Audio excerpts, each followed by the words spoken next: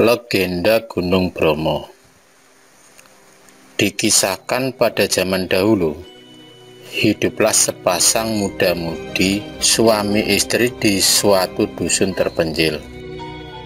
Setelah beberapa tahun menikah, sang istri akhirnya hamil dan melahirkan seorang bayi perempuan.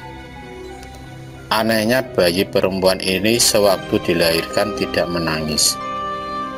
Maka dari itu kedua orang tuanya memberinya nama Roro Anteng, yang artinya perempuan tenang atau diam. Seiring waktu berjalan, garis kecantikan nampak semakin jelas di wajah Roro Anteng. Keelokannya begitu terkenal di kalangan para jejaka saat itu, termasuk seorang bajak jahat yang sakti mandraguna. Berbekal kesaktiannya, sang bajak pun melamar Roro Anteng. Roro Anteng yang terkenal halus perasaannya tidak berani menolak begitu saja kepada pelamar yang sakti itu. Kemudian ia minta supaya dibuatkan lautan di tengah-tengah gunung. Dengan syarat yang aneh itu, dianggapnya pelamar sakti itu tidak akan mampu memenuhi permintaannya. Ditambah lagi, lautan yang dimintanya harus dibuat dalam waktu semalam, yaitu diawali saat matahari terbenam dan batas akhirnya ketika matahari terbit. Tak disangka-sangka permintaan Roro Anteng tersebut disanggupi oleh sang bajak. Pelamar sakti itu mulai mengerjakan lautan dengan tempurung atau batok kelapa hingga pekerjaan itu hampir selesai. Melihat kenyataan ini, Roro Anteng mulai gelisah. Dia memikirkan bagaimana cara menggagalkan lautan yang sedang dikerjakan oleh bajak itu.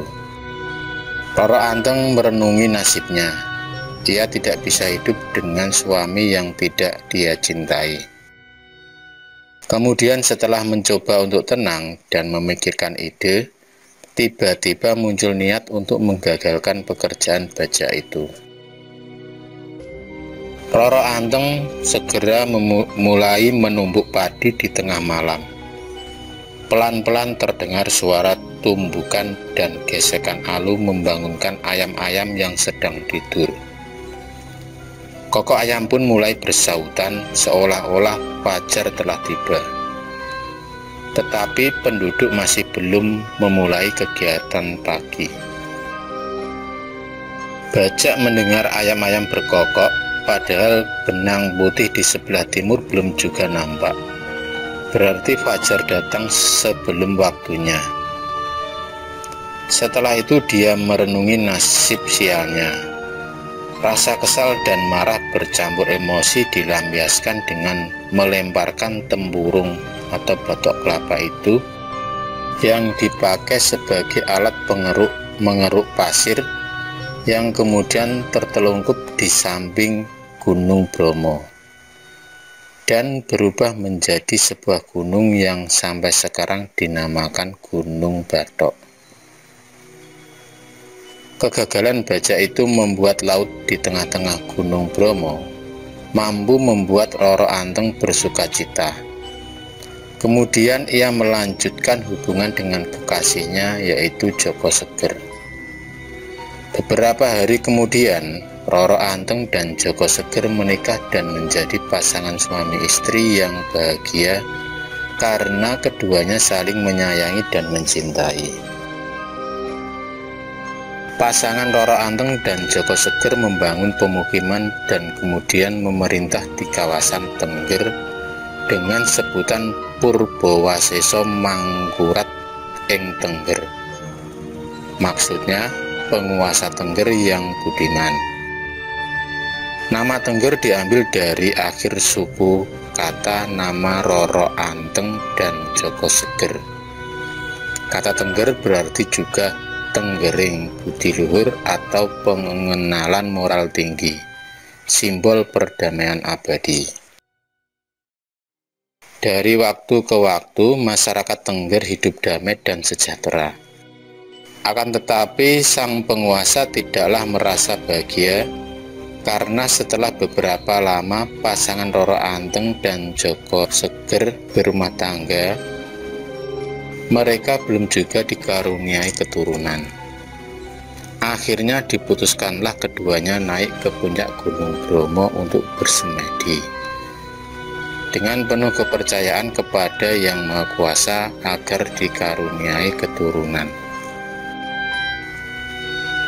Tiba-tiba ada suara gaib yang mengatakan bahwa semedi mereka akan terkabul, namun dengan syarat bila telah mendapatkan keturunan. Anak yang bungsu harus dikorbankan ke kawah Gunung Bromo.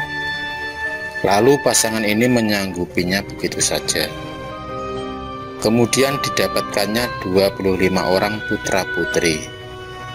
Namun sebagai orang tua mereka tetaplah tidak tega bila kehilangan anaknya.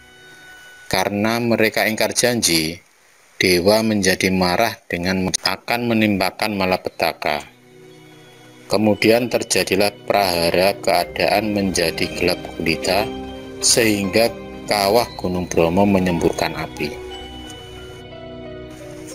Kusumo anak bungsunya pun lenyap dari pandangan dan terjilat api. Kemudian masuk ke kawah Gunung Bromo.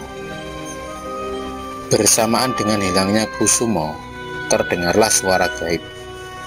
Saudara-saudaraku yang kucintai, aku telah dikorbankan oleh orang tua kita dan Sang Hyang Widi menyelamatkan kalian semua. Hiduplah damai dan tentram, sembahlah Sang Hyang Widi. Aku ingatkan agar kalian setiap bulan Kasada pada hari ke-14 mengadakan sesaji yang berupa hasil bumi, kemudian dipersembahkan kepada Hyang Widiasa di kawah Gunung Bromo. Sampai sekarang kebiasaan ini diikuti secara turun-temurun oleh masyarakat Tengger dan setiap tahun diadakan upacara Kasada di Poten Lautan Pasir dan kawah Gunung Bromo. Begitulah legenda Gunung Bromo.